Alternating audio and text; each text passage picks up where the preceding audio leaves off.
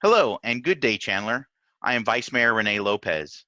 We've been getting a lot of correspondence from residents and business owners contacting us regarding the economic impact that COVID-19 has had on our downtown and the Chandler community. So today I'm pleased to introduce two individuals to discuss just that. Mahfam Mooeni-Alarcon, owner of Mingle and Graze. Mingle and Graze opened in January of 2019, offering a hand-picked selection of delicious cheeses, nuts and fruits, and charcuterie using responsibly sourced ingredients. And Kim Moyers, director of our cultural development for the city, has overseen strategic planning, growth, and development in downtown Chandler over the past 6 years, and also oversees arts and culture throughout the entire city, including the Center for the Arts, Chandler Museum, the Vision Gallery, and all of our special events. Mahfam, Kim, thank you very much for joining me today. Welcome. So first question is for you, Kim. So with this stay-at-home order that was implemented now well over a month ago, how has our downtown been impacted? Yeah, our downtown's been severely impacted by COVID-19, as you can imagine. Our downtown is like many other downtowns across the country. Most, like ours, are made up of small business owners in retail, office, and restaurants. Many of our restaurants have been able to modify their operations to take out in order to keep some of their employees working. Due to the current climate, many of our office workers are also at home, and these are the same individuals that flood our downtown during lunchtime as well. So we have been impacted, but the downtown businesses are doing the best that they can and have supported each other during this crisis. Thank you, Kim. Now, Mahfam, for you and Mingle and Graze, said you've only been open for a little more than a year now, and so how have you had to pivot in your business model in order to accommodate the stay-at-home order? And then now with the recent announcement from the governor that dine-in restaurants are going to be allowed starting May 11th, how does that change the current operations you had to shift to? Sure, yeah, we've had to make many changes since COVID-19, the pandemic, hit our city. For one, we wanted to make our menu more available to customers. So we did our quarantine special, a 2 for $20. We have artisanal sandwiches, salads, tacos, in addition to our cheese and charcuterie boards that we're very well known for. So our customers and new customers found us with this quarantine special, and it's helped our business a lot. In addition, we have provided comfort meals, and that's just something that's new. We were not doing that before, and so many people have just really reached out to us and said that those comfort meals have helped them, because sometimes just going to the grocery store is hard, so planning a meal for their family is hard. And so that's where we stepped in, and we have menu items for 1, 2, or 4 people or more if there's more in their family. And especially a healthy alternative, right? Versus other. Yes. Yes. And so we have a lot of other businesses giving back to our community. Some of them, such as Santan and Hell of a Brewing, Flora Tech, are also creating hand sanitizer. Ginger Monkeys doing a grocery list packages for the public to purchase. And Intel has donated over 1 million pieces of PPE to our first responders.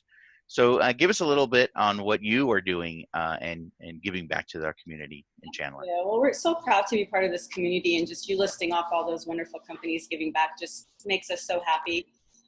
So I want to say, as soon as this happened, actually the day that we had to shut down our restaurants, we knew that a lot of people have lost their jobs. And so we reached out to ICANN here in Chandler, and we said, hey, we want to partner with you.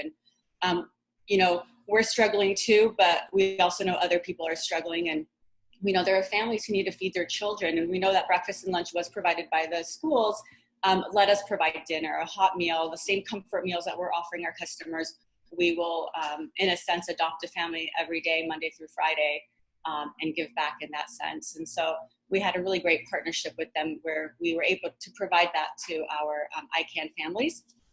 And then a few weeks after that, Peixoto Coffee and Mingle and Graze, we partnered up to help our healthcare heroes, Chandler Regional Hospital, Mercy Gilbert, and Banner Desert Medical. We also raised donations from the community, and we were able to give the healthcare workers coffee and then meals from Mingle and Graze. So the community has really helped us reach these goals, both for the ICANN families and for the hospitals, because we reached out to the community and said, hey, if you can help donate, if you want to, like, say, in a sense, donate to these families, donate to us, and then we'll make the food, we'll make the coffee, and we'll, provide it to the community.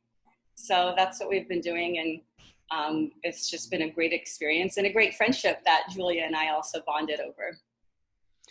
Yes, that's one thing that we always love about Chandler, is that no matter how small or big the company, they are all partners in our community together.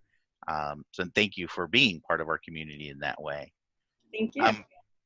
Kim, how is the city supporting the downtown businesses, and what is the plan so far for reopening?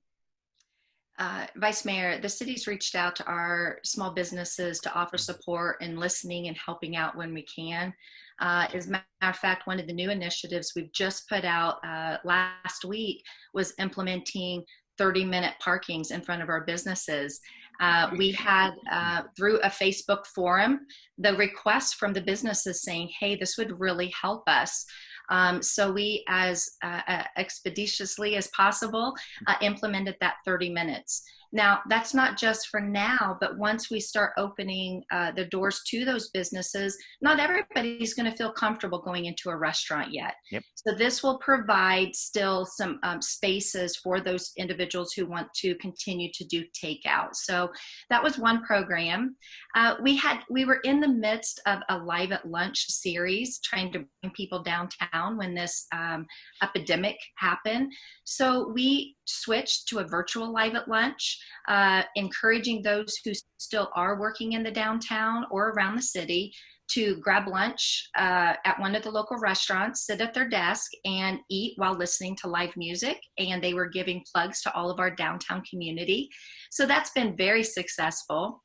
And then as we're opening, starting next week, we know that the businesses were going to have a smaller capacity of how many people they can put into each restaurant. So we're actually looking at some creative things that we would like to do with our Dr. A.J. Chandler Park to encourage people to get their food and go into the park. There'll be more on that next week and the week following that we'll be anxious to talk to you more about. But we're excited about the possibilities that might bring for our downtown. Yeah, we're going to use all of that green open space and while still observing proper social distancing. Absolutely. So are there any other events coming up that are actually going to be able to be starting now that, again, with the governor's order, a few things starting to open up? Do we have anything planned in our downtown area? So, summer's traditionally pretty slow for all of us. As the temperature starts rising, the events start going down. However, in June, the Downtown Chandler Community Partnership is going to restart their summer farmers market, and that'll begin on June 1st on every Saturday. So take a look at their website for those hours. And then the city will still be doing the 4th of July Spectacular. Now, what that looks like, we're still modifying to make sure that we have safe practices, but the fireworks will still go on. And as far as the fall goes, we're still working with all of our event producers to make sure that as they come online for fall events, that they too are aware of the CDC guidelines and helping them through that as best as we can. Good. Well, thank you, Kim. I mean, I know we're all had some major events in the spring that we missed out on, and maybe we just get a double whammy, get to have them in the fall and the spring. So that'd be great. That's been the hope. Well, thank you very much for your time. Do either of you have any additional closing thoughts you'd like to provide to our Chandler community? Hang in there and continue supporting small businesses. And thank you, everybody, for your support to Downtown Chandler and the other local small businesses. Yeah, I think for me, my thoughts and prayers continue to go out to all of the businesses during this time. It's a helpless feeling when there's only so much that you can do and so much is out of your control. But it's been so touching to see the generosity of our downtown family. And I look forward to seeing our community open back up again. Yeah. So along those lines, yeah, Kim and Mahfam, again, thank you. It's been a pleasure speaking with you today. And our restaurants are providing takeout, and retail businesses begin to open again this week. I know our business and residents appreciate your insights and your input.